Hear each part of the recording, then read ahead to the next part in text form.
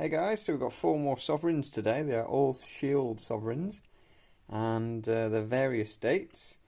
Only one though is a date I need, unfortunately, for the date run. Got this rather nice 1856 Young Victoria shield, and you can see some great detail in the hair there.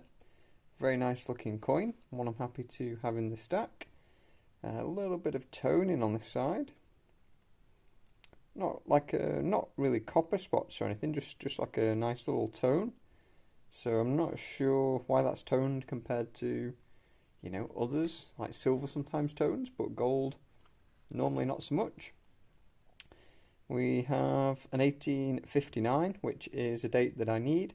A little bit more wear on this one than the previous one. Let me just grab that one as well, so you can see them side by side. Wrong side. So yeah, you can see the one on the right, the 1856. There is not a lot of wear on that side. There is a tiny bit of wear on this 1859 one. I think the 1859 is a bit of a less common date. Not sure what Marsh gives it, whether it's rare or scarce or common or what it is. I haven't just checked yet. But it is a date that I need. Have my list here. So this is about updated. By the time you watch the video, it might not be up to date. There's probably going to be, well, hopefully there's going to be some more dates ticked off, but we will see. So we've got these 2 nice shields today. Just flip you onto the shield side there as well, so you can see both sides together. Sometimes on the shield sovereigns you get a mint mark or you get a die number. So the die numbers would be up in here. This one doesn't have a die number though. Some of them do, some people are interested in that. If you're just stacking, probably not. Maybe you want a nice example of a shield, but maybe you're not too worried. Ignore the pencil for scale. In case anyone's not sure how big a sovereign is. Normal pencil here, sovereign there. No, I'm just kidding. So it's obviously a giant pencil. And yeah, there's a 1 ounce Silver Britannia compared to the next shield sovereign which I've got, which is 1855. And yeah, the Britannia's not new, but just for scale there, just in case you haven't seen a sovereign. About the same size as a 1/4 ounce, a little bit smaller perhaps, but very nice nonetheless. So we'll pop the silver to the side.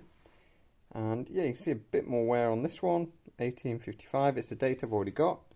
So unfortunately not going to help me on the date run, that I'm definitely not doing. But again, not a bad coin. And finally, can't pick that one up with gloves. Sometimes I have the gloves on just because my hands are filthy. And just in a little break here, they're going to be pretty dirty again soon. So not too worried. This one is a bit more worn actually, 1864. Yeah, it's a pretty worn coin that, to be honest. You can't see much detail in the hair.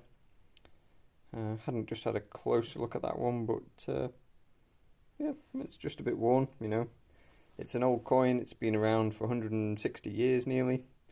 Obviously not been circulating that long, but there is a bit of wear there, so not the best condition, but still a good, honest bullion coin nonetheless.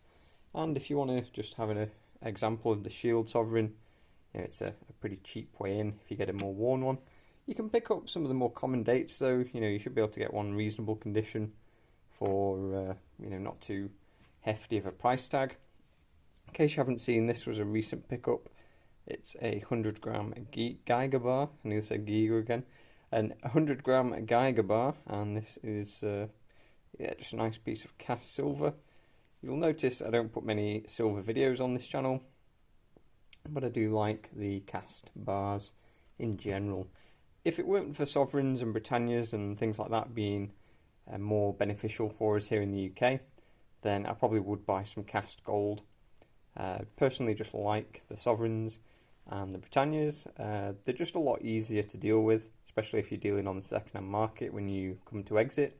If you are buying larger gold bars, then it's just a little bit more cumbersome to deal with at the other end. So that's why I don't tend to buy gold bars necessarily very much. You might have seen a couple on the channel before, but I'm more interested in coins.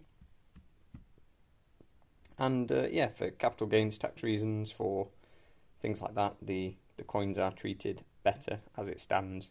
Obviously, in the future, if the rules were to change, then that might change my stacking habits. But for now, pretty much the sovereigns are what I'm focusing on. Although I do buy, Britannias, I do buy crew runs, whatever, other coins come up at a good price, I'm still interested. So in terms of shield dates that I need, we have 17 left at the, like I say, as I record the video. So by the time you see this, it might be October, I guess, but that's where we're at. So some of these dates are pretty pricey to get hold of, particularly these first three. If you want to get hold of those in any kind of decent condition, you're going to be paying quite a premium with them just being the first years and a bit more rare, a bit more scarce. Some of the other years are, again, like the 1882, the 1887. They're not super rare for coins, but what you find is that the mintages of these crossed over with the Young Victoria, George and the Dragon coins. So it's hard to actually say how many were shields versus how many were the normal St. George and Dragon design. So I do have one here just to show you in case you haven't seen one of those. So this is Young Victoria again, but it is not the Shield Sovereign. So the Shield Sovereigns were 1838 up until 1887. And you also had these, which were from, was it 1871 or 1872? I'll have to check that, but it's either 1871 or 1872 when you got St. George on the horse there, slaying the dragon. And yeah, you've got these up until 1887. So 1887 was a pretty busy year because you got the Jubilee Head Sovereign as well. So you have this design with Young Victoria, you have the Shield design with Young Victoria, then you have the Jubilee Head with this as well. And then in the Half Sovereigns, you have a different Shield design. If you're watching on YouTube, then that is my profile photo. That is a 1887 Half Sovereign. So it's a slightly different shield to what you can see here. You might notice if you've looked closely.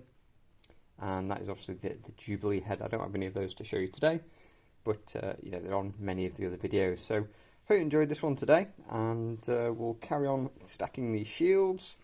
17 to go. We'll get there one day.